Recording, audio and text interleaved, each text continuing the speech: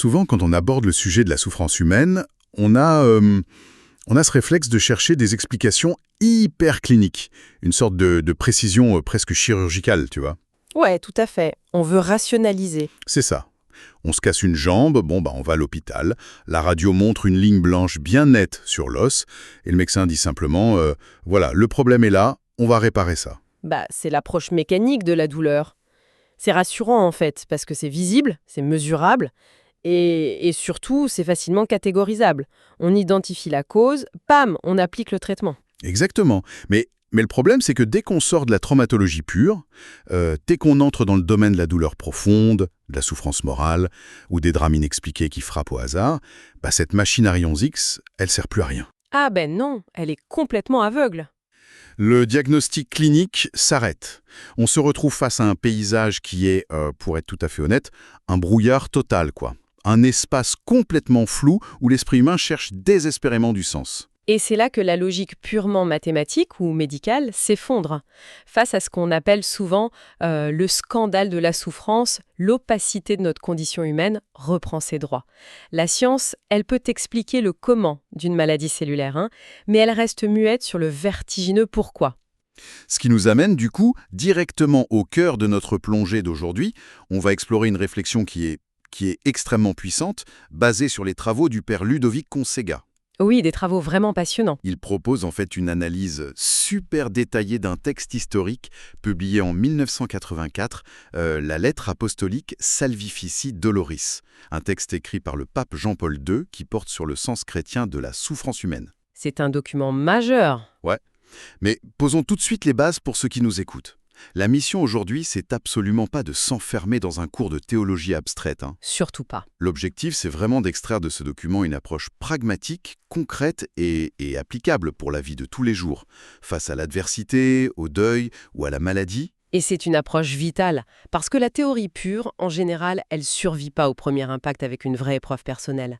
Ce texte cherche justement à combler ce grand vide laissé par les explications purement cliniques dont tu parlais à l'instant. Mais avant d'entrer dans les concepts, il y a quand même une question de légitimité qui se pose. Oui, bien sûr. Quand on entend qu'un pape a écrit un document sur la souffrance, on pourrait super facilement s'imaginer un théoricien enfermé dans une tour d'ivoire au Vatican, entouré de dorures, qui rédige des réflexions philosophiques bien à l'abri des tempêtes du monde. C'est le cliché habituel, ouais.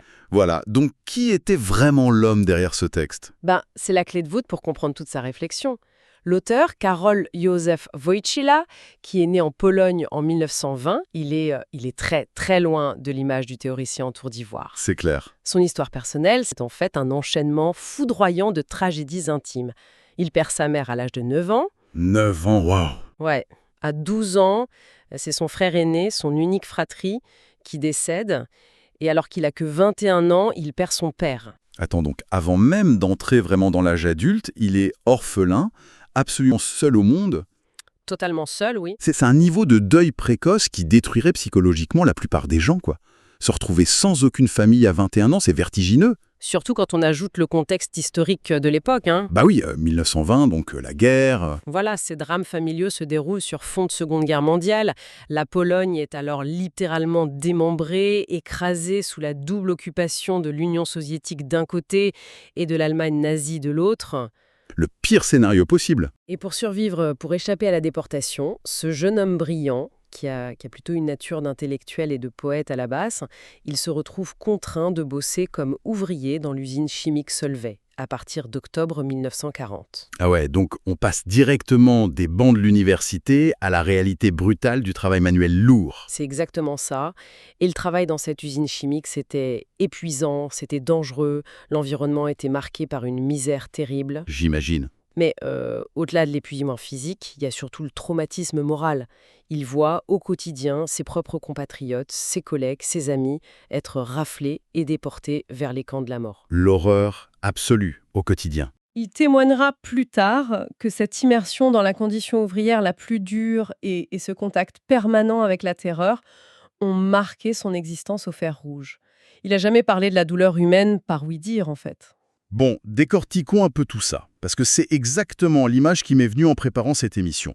Lire ce texte sur la souffrance, c'est pas lire un manuel de survie rédigé par un architecte naval confortablement installé sur la terre ferme. Non, pas du tout. C'est le témoignage d'un homme qui a littéralement survécu au naufrage, qui a avalé de l'eau salée, qui a vu ses proches se noyer et qui sait physiquement ce que c'est que de s'accrocher à un débris en pleine tempête, tu vois? C'est une très belle image.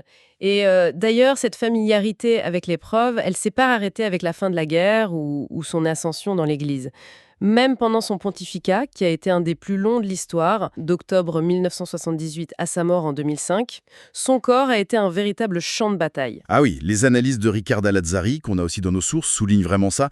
Son règne a été rythmé par le calvaire médical. Il y a eu l'attentat de 1991, bien sûr, qui est super connu, hein. Ouais, l'attentat sur la place Saint-Pierre, il y survit de justesse, mais ça lui laisse des séquelles immenses et des infections récurrentes.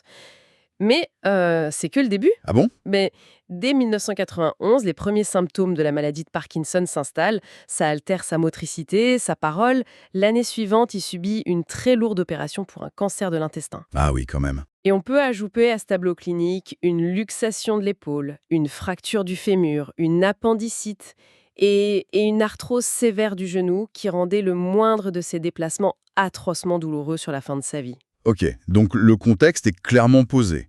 L'autorité de l'auteur, elle repose pas juste sur son statut religieux, mais vraiment sur une expérience viscérale de la chair meurtrie. Alors, avec ce bagage tragique, comment est-ce qu'il aborde la cartographie de l'épreuve?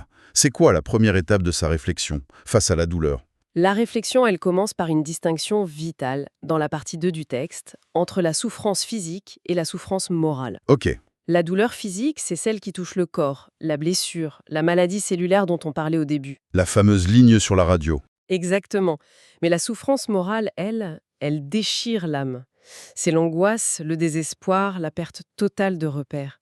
Ce qui est fascinant ici, c'est que le texte propose une approche métaphysique, en affirmant que cette souffrance morale, elle est liée à la nature même de l'homme. C'est-à-dire? C'est pas un simple accident de parcours biologique, tu vois. C'est un état qui transcende le corps. L'être humain est appelé, de façon mystérieuse, à se dépasser par cet état. Et c'est souvent cette souffrance morale-là, justement, qui pousse l'être humain à lever les yeux au ciel et à hurler le grand « Pourquoi moi ?» non? Ah bah oui, totalement. Pourquoi moi? Pourquoi ce malheur précis à ce moment hyper précis? Et le document aborde frontalement cette question dans sa troisième partie, en faisant notamment un parallèle avec le livre de Job, c'est ça? C'est ça. Le livre de Job, dans l'Ancien Testament, c'est vraiment la quintessence de la révolte humaine. Pour ceux qui connaissent pas l'histoire, Bah, Job perd absolument tout. Ses enfants, ses biens, sa santé, alors qu'il est innocent. Et là, il interpelle Dieu avec une force inouïe. tu m'étonnes. Le texte de Jean-Paul II souligne que lorsque l'homme crie ce « pourquoi », il ne demande pas un rapport médical. Il ne cherche pas à identifier une cause matérielle, genre un virus ou une faille tectonique. L'être humain cherche un but, une utilité. Il veut savoir quel est l'horizon de l'épreuve. Exactement. Alors, attends, il faut qu'on s'arrête là-dessus une seconde. Parce que j'ai une vraie objection et je suis sûr que beaucoup de gens partagent ce sentiment. Je t'écoute. Mais concrètement, quand on souffre terriblement, chercher un but ou une utilité à cette douleur extrême, c'est pas le concept le plus difficile à accepter pour l'esprit humain. Je veux dire, si on va voir quelqu'un qui vient de perdre un enfant de façon tragique, ou quelqu'un qui a un cancer foudroyant, et qu'on lui dit « cherche le but de cette douleur », il y a une utilité à ça, c'est presque une insulte, non? C'est d'une violence psychologique en plus. Ah mais cette réaction, elle est tout à fait légitime.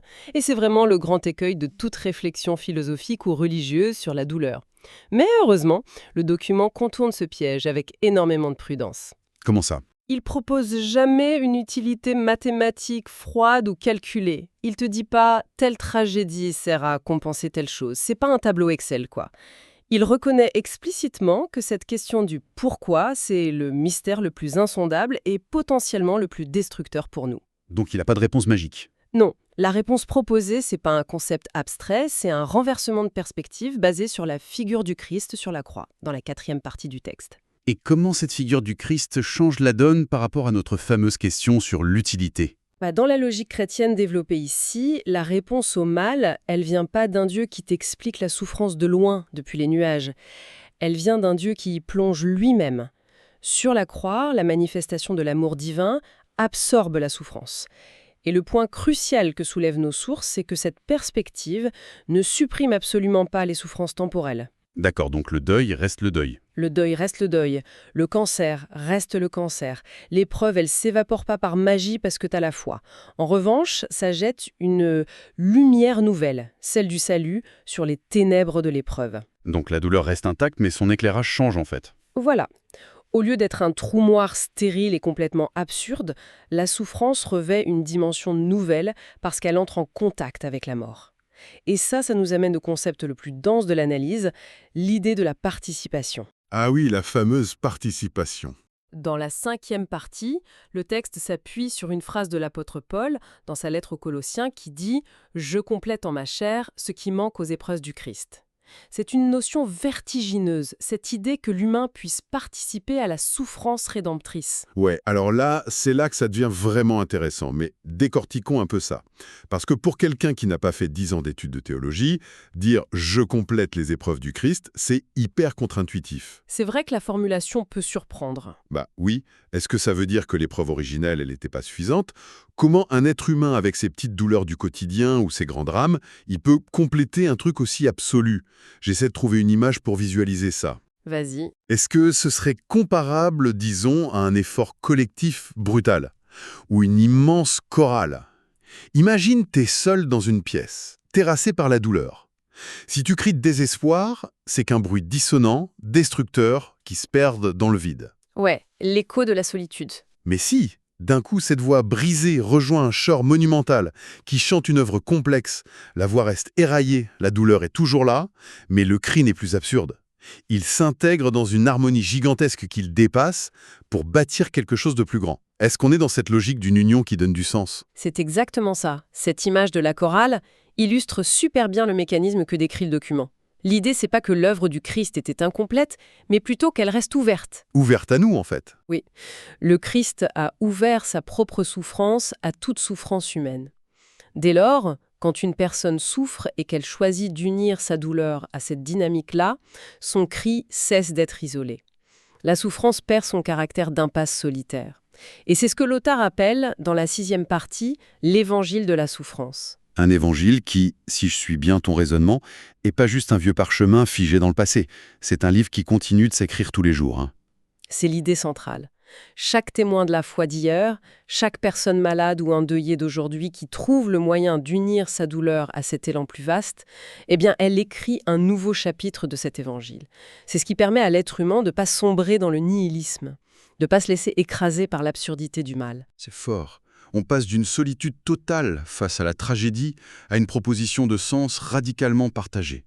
Mais bon, c'est très profond tout ça, mais il faut qu'on redescende de ces hauteurs spirituelles pour observer l'application directe dans notre réalité de tous les jours.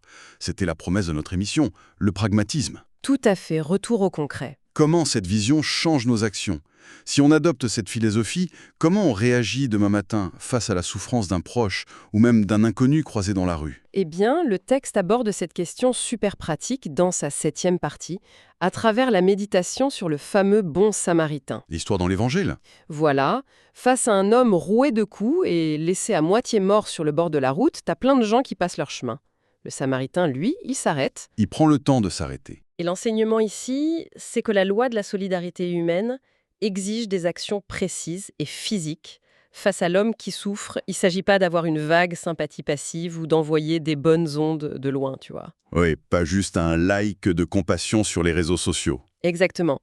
La compassion, au sens fort, ça exige de s'arrêter, d'avoir pitié et de prendre soin de l'autre. La compassion devient un verbe d'action, quoi.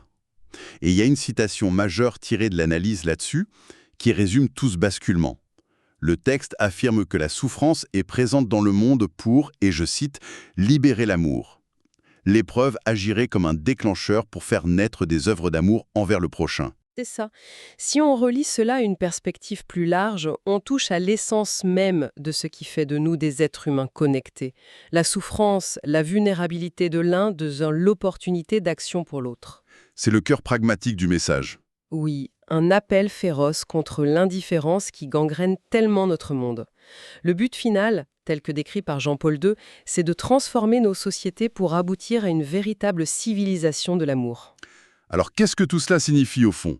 En gros, on réalise que dans cette grille de lecture, l'épreuve n'est plus seulement perçue comme un drame isolé qu'il faut subir en vase clos, elle devient, de façon presque paradoxale, le moteur principal de notre connexion sociale. Ouais, c'est une sacrée inversion. Parce que, si on y réfléchit bien, si on était tous invulnérables, si personne n'avait jamais besoin d'aide, de soins ou de réconfort, on créerait probablement jamais de liens profonds. C'est la brillante synthèse que fait l'analyse, en s'appuyant aussi sur d'autres textes majeurs comme Gaudium et Spes. Jean-Paul II nous invite à voir dans l'énigme de la douleur un mystère qui s'éclaire par la lumière de l'amour actif. Un enseignement fondé sur une vie de combat, comme on l'a vu. Absolument. On repense à son parcours d'ouvrier, à son calvaire médical. Cette doctrine, elle refuse de voir la vulnérabilité humaine comme une fin en soi ou comme une simple dégradation biologique.